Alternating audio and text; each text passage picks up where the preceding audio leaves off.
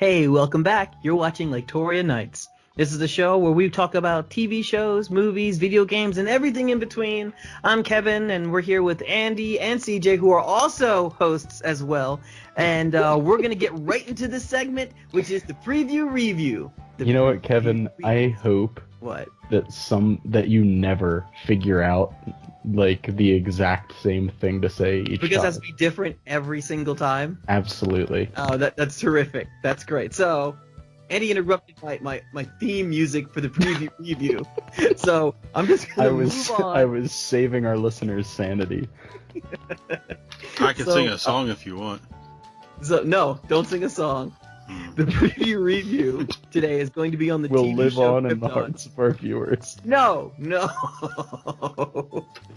we're going to talk about Krypton today, and I guess the first two episodes we've all watched. I'm assuming we all watched, and we're going to give our thoughts and opinions on it. So I'll just give you a brief oversight on what the show is about. It takes place 2 generations before Superman's home planet was destroyed. It follows Segel. He's basically Superman's grandfather, who is caught up between having to save his home or let it be destroyed in order for his grandson to fill into his fate.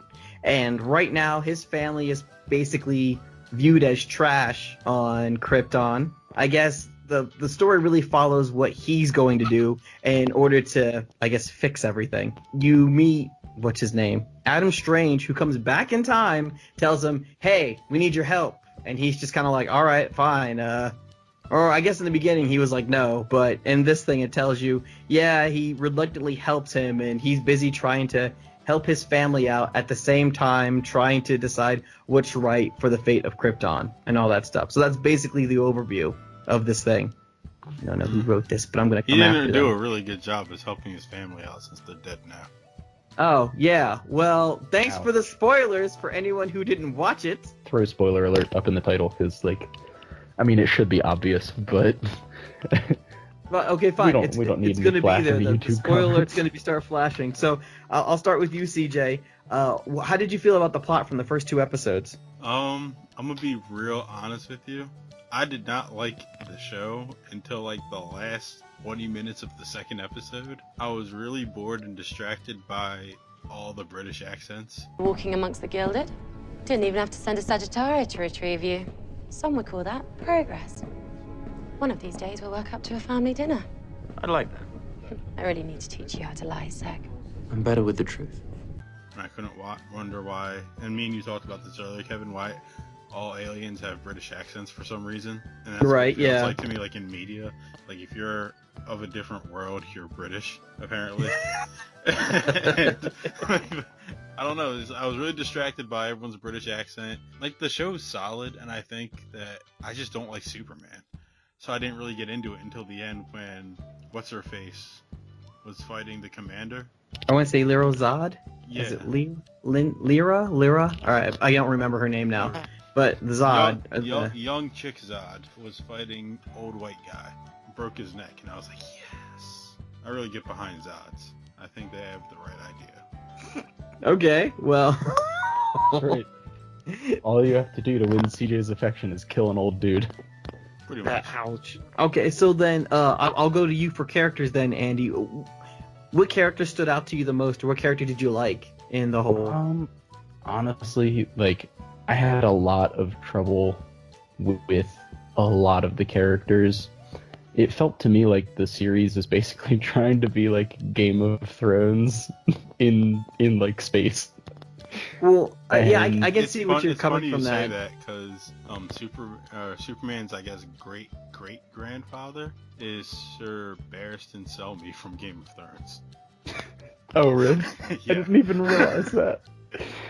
Oh, God. It's kind of funny that you said But that. no, so I guess my problem is that they introduce a lot of characters without doing any really good character development on them. I was really disappointed in Segel.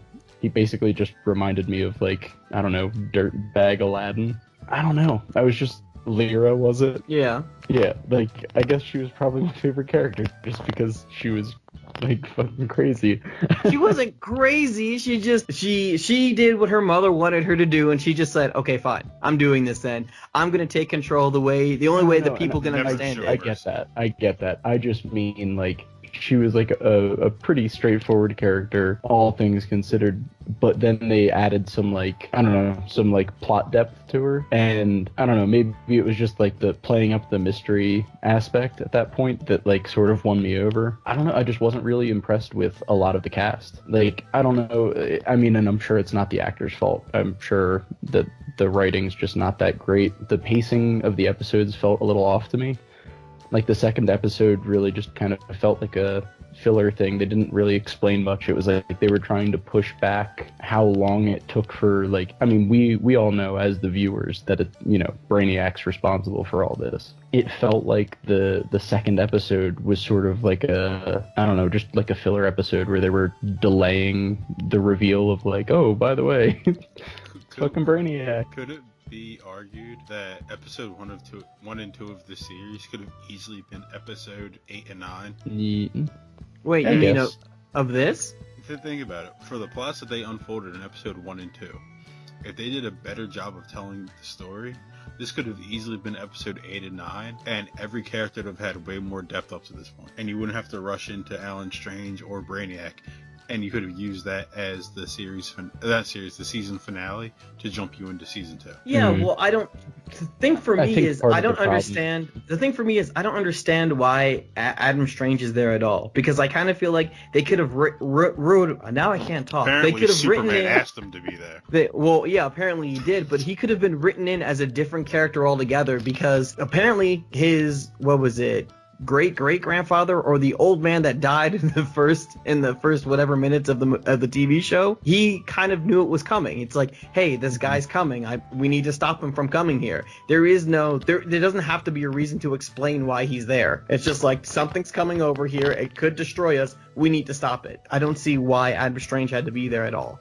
Yeah. Tagging on to what you just said, Kevin, I find it funny that Adam Strange made it seem like Superman's too busy to go back in time and save his planet. Just saying. Superman has better things to do right now. Well, stop no. Brainiac. Well, he tried to make himself seem more important than he really was. It was, I'm the only one that can do this, so that's why I'm here. That's what it was. He can't take anyone with him. He's like, all right, well, I can do this, I can get here, but, you know, he asked me to do this because he's the only one that can do it. That's why he was asked. I'm sure Superman Prime could have went back in time if he wanted to.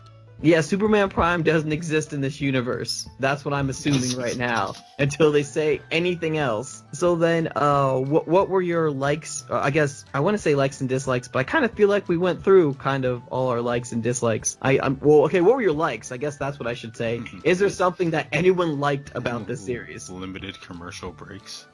Oh, ouch. Okay. I think the show has promise if they can, like, get their... I think it's just a writing thing. I feel like I don't know if the writers are just pressured because it's a 10-episode season. Right. Or it's just how they wanted to tell the story, and they're trying to be purposefully enigmatic to display or to make Brainiac out to be a much larger threat than I guess he would normally be considered. Yeah, they said that with the making of the show, too, that they tried to really bump up Brainiac as a villain. Oh, okay.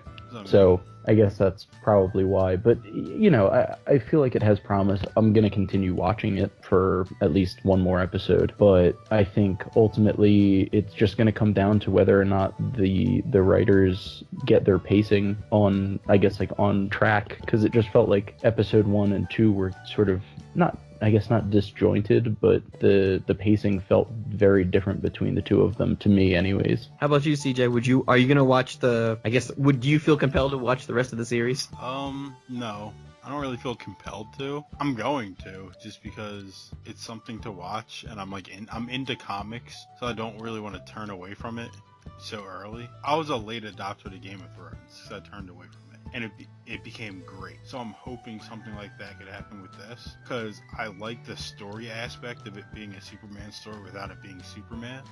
Although I will say this, in the first 5 minutes of the first episode, when Superman's great-grandfather, Val-El, was dressed like Superman, It pissed me off to no end because only jackasses dress like that normally. Like, who the fuck are you wearing a cape? You can't even fly. And it's like the red cape and the blue outfit. And I get the Easter egg aspect of it being like Superman's outfit that he's wearing, but it just pissed me off so much because all I've ever said about the series prior to it coming out is like, I don't like Superman. I'm glad Superman's not in it. And here is old man dressed up in his Superman Halloween costume. And I'm like, and then he died like 10 minutes later. So I was like, good riddance. That stupid cape. Oh my god, that's a lot of hate. Jesus. I don't like Superman. I'm definitely going to watch more of the series. I think it's kind of interesting how they're breaking down the whole Kryptonian culture, I guess, on how things work and how structured everything is. It did kind of. Yeah. Oh, okay. Yeah. And I guess I'm just kind of a little bit interested about how things go. I guess when they made that child, when they're just like, yeah, we just inject our DNA into this thing and it kind of tells us everything about the child.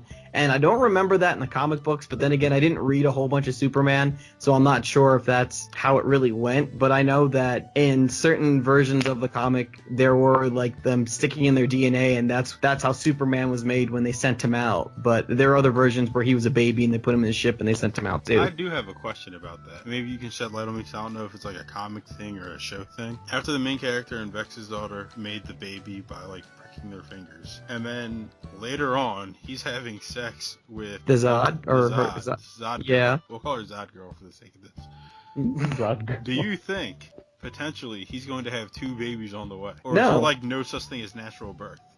She even explained you don't do that anymore. There's no point for They it. say there's no point to it. Doesn't mean it can't be done. Oh, okay. I mean, I guess you're true, right. but I don't think so. I think I something's feel gonna. like I feel like if, and it's not that I want to bring up such a heavy topic, but I feel like if they have an advanced enough society where you can literally bleed into something and then that's how you make baby, I feel like they've got some advanced contraceptives. But like, how We'll much put of it that way. how much of a great plot twist would it be that the Vex baby goes on to be one thing, and the baby that he has with Zod goes on to be the actual father of Superman? I mean, that would be kind of cool. That would be but- a cool twist. We was probably just already saying, spoiled it for everybody.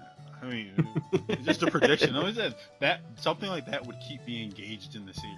Yeah. You know what I mean? There has to be some sort of twist that comes up that keeps me engaged. 'Cause right now the series is just kind of boring, except for anything Zod does and looking at Vex's daughter because she's hot. All right. Well then, I guess we'll end it here then. That's it for our preview review.